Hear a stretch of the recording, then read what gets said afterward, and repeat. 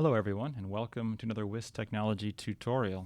In today's lesson, I will be continuing my adventures in curriculum mapping with Google Apps. One of the challenges I've faced in curriculum mapping with Google Apps is being able to efficiently and accurately track outcomes that are attributed to the various units in the map. And just fairly recently, I've been able to figure out a system that requires minimal maintenance on my end and seems to be working pretty well.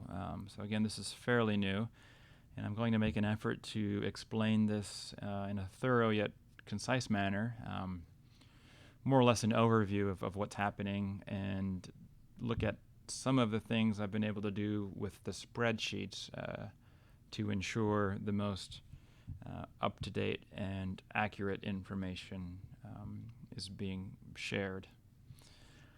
So you're looking at the page where if you were coming to submit outcomes for a unit in the Humanities and S4 department, you would come here. And the way you would get there is you would click on the Outcomes tab here at the top, click on your subject area.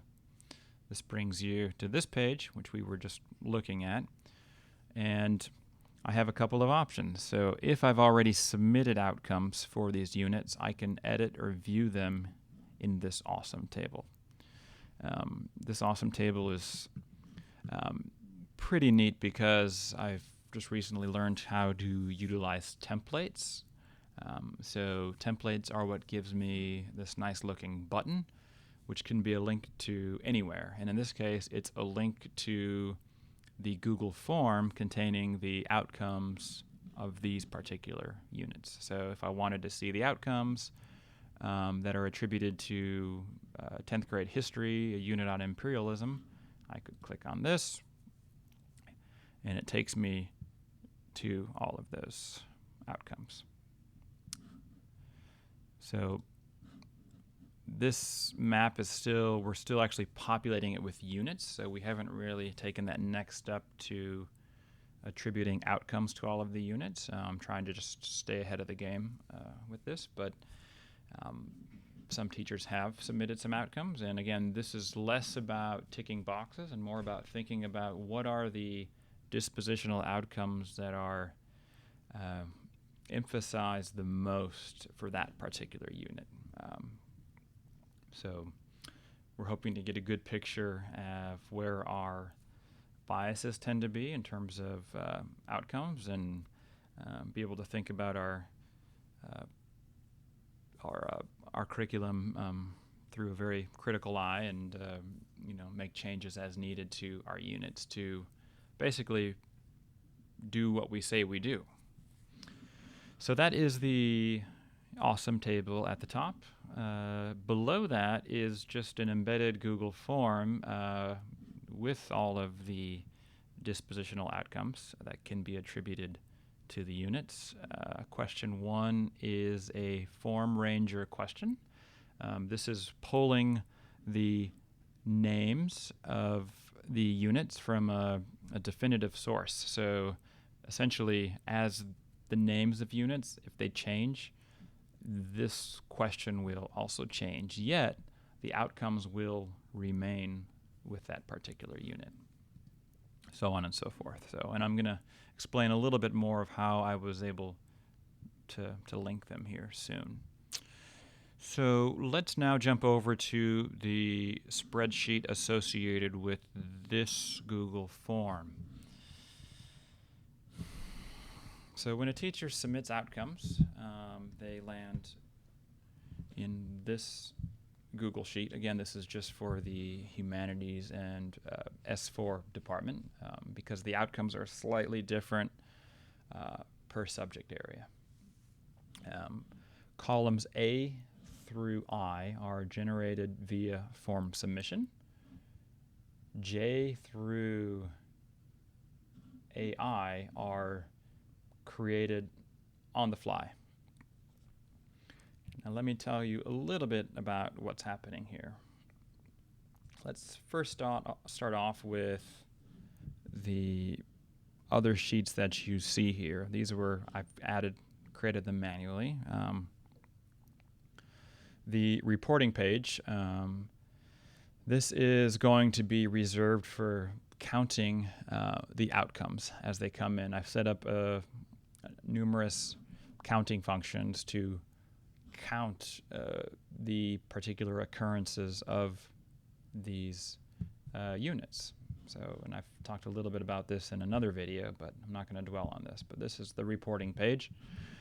The template page, this is what makes it possible in my awesome table to create that button that basically can link to whatever URL I decide to put in there. So that's what the template page is for.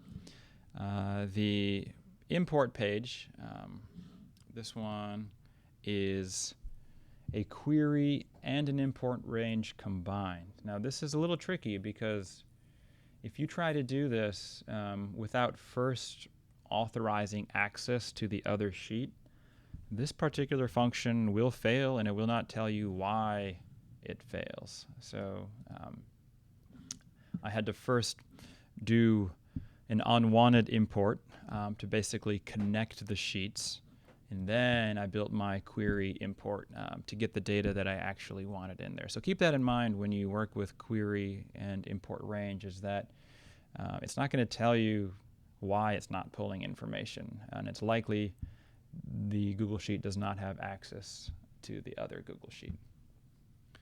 Now let's talk a little bit about why I needed to pull this information in here. So as we know, the Google Doc file names could be changed at any time, and the unit names could change. I have no control over really maintaining a static sort of file name, so this isn't a good source to attribute outcomes to. But what I do know is that the document ID is kind of a static source that I could link outcomes to, and I could be sure that those outcomes will always go with that document. So my goal in all this was to link a Google form edit response URL to a particular Google document ID, and then providing access to that URL via the awesome table. So going back to this formula in A1, just to break it down for you, so I'm importing data from this spreadsheet located in this sheet range A through R. Okay, so that is this spreadsheet. So I'm taking A through R. I'm pulling all of this information, and on top of that, I am adding a query to say, you know what, the only columns I want to see are column 1 and column 2, which are title and the document ID. So these are the only columns I want to see where, all right, this is my condition, where column 18 contains humanities/S4. So column 18 is way over here, just column R. So it's only going to give me columns 1 and 2 where the subject area is humanities/S4. So this helps narrow down my data. And I think I'm going to jump over to the way the awesome table is made. And I'll get back to this here in a minute. So the awesome table is doing a couple of things. It's only displaying units that have outcomes already submitted. And the way I achieved that was, again, by doing a query with some very specific criteria. So if we look, I'm actually querying this import sheet, right? So it's A2 to C, so columns A to C, which are right here. I'm going to query that, And it says to select columns A and C where C contains HTTPS, right? So in other words, it's going to skip all of these other units that do not have outcomes yet attributed to them, right? So my awesome table, notice here, it only concludes these 1, 2, 3, 4, 5 or so units, because these have outcomes attributed to them. And the only criteria is it's looking for this HTTPS. I could have done HTTP or just even the letter H. It probably would have worked the same way. But I had to filter out all of these other ones because I didn't want them visible in the table because they haven't been populated yet. So that's where that's the logic behind this query. So if we come back to the source information, again, this is the spreadsheet containing the outcomes submitted by the teacher. I've added column J, which is an array formula. And this is actually looking up the document ID of this particular unit, right? So based on the logic here, it is going to look up in the import columns A2 to B, which is here. This is columns A and B. And if we look again at the formula, it's taking the index of 2, meaning it's looking up. It means column A is the first index, and column B would have the second index, and which happens to be the document ID. So that's how I'm populating the column J with the document ID.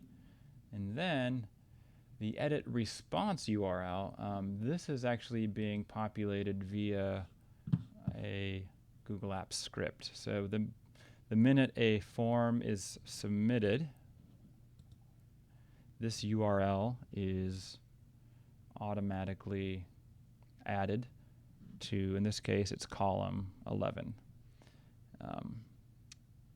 So that is populated there. So I'm using all of this data to kind of align the outcomes to the document. And then when I actually go to count the outcomes, I've used a series of URL splits. So you'll notice here, and this is the same concept going throughout all of the outcomes, is that I'm splitting by a delimiter of period comma, because I know every time there's a period comma together, there's a new outcome being displayed. So in order for me to count them accurately, I needed them in their own cells. So this is how I split out all of the outcomes, because as a checkbox question, they all land, as you can see, they all land in the same cell. So I needed to first separate them before I could count them. So I know it's a bit complicated and intricate, but the nice thing I like about this is that if this file name changes, I can be sure that this form will be updated and the unit name will be changed here, and any existing outcomes attributed to that unit will still stay with that unit. So this is kind of what I've settled on. I'm looking forward to getting some real data populated into here, and moving forward with building out more of the reports. So again, sorry about the length, but I just wanted to give you a rough idea of what I've been tinkering with. Thanks for watching. Bye.